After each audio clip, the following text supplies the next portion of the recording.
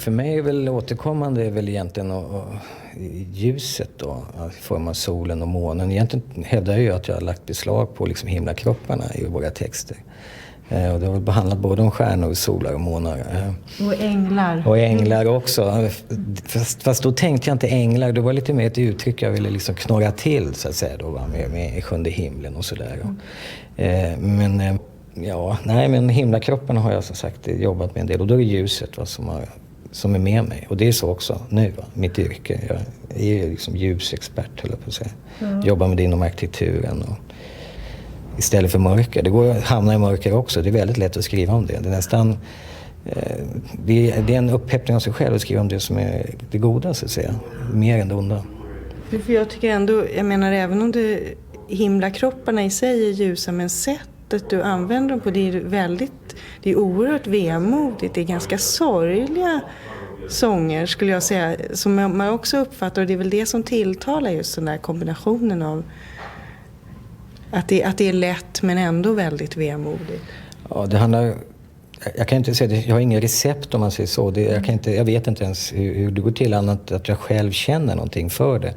Ofta vill jag kombinera det lilla med det stora, det är väl enda jag kan säga. Alltså, det lilla med det stora blir totalt sett en närhet och den här existentiella biten. Och det kan man säga är någonting som jag ändå försöker använda mig av.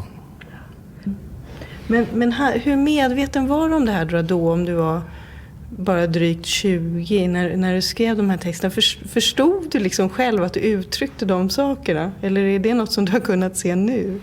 Nej, jag visste. Men däremot så vet jag att jag la från med pennan och undrade om det var jag som hade skrivit det här. Det var någon högre makt, det sa jag många gånger. Jag var inte medveten på något sätt om min handling, man kan säga så.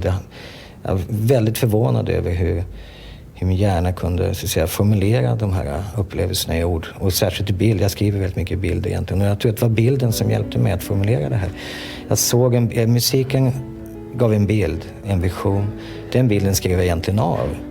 Och utan den visionen hade jag inte kunnat skriva av den där bilden. Så musiken var så att säga, då en förutsättning för bilden och för ordet. Och tillsammans då mer än ett som jag brukar säga.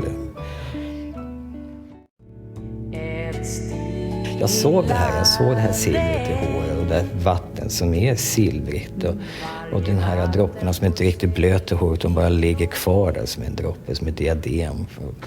Det är ju vackert att beskriva och har man chansen att göra det en låt så är det väl kul. Varje vattenpuss är din och min. Det var ju naturligtvis att ordet puss då var väl, vattenpuss var väl också en kombination av puss och puss. Så att det är väl en puss är lite rolig om man kan dela den. Men det är inte det lite typiskt då att det just blir det här så att säga mer renodlat poetiska och sen så kommer det just någon sån här som är lite barnslig bild. Ja, själv har jag inte tänkt mig det här som är barnsligt. Det är andra som lägger det naiva, lite oskuldsfulla. Man kan säga att det oskuldsfulla är ingenting som vi är, utan det är alltså det oskuldsfulla för oss, det är bilden av hur, i alla fall hos mig då, jag kanske inte ska försöka lägga ett hetsord hos mig, men det är alltså bilden av det oskuldsfulla, det är drömmen om våran egen godhet så att säga. Det handlar inte egentligen om att vi är goda, inte ens jag. Men det är ändå det du menar som är drömmen och drivkraften i det här hela tiden? Ja, jag tycker det finns så mycket djävulskap så att jag tycker inte vi behövde liksom berätta det. Jag kan göra det också, men Teds låtar har absolut aldrig varit sådana. Va? Hans låtar är förhoppningsfulla.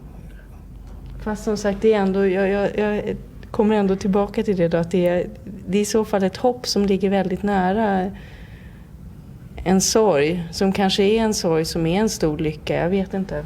Nej, sorgen är ingen lycka. Däremot är det en inspirationskraft. Jag bad ju till Gud att jag skulle få må dåligt så jag kunde skriva bättre poesi. Och han lyckades ganska bra med det.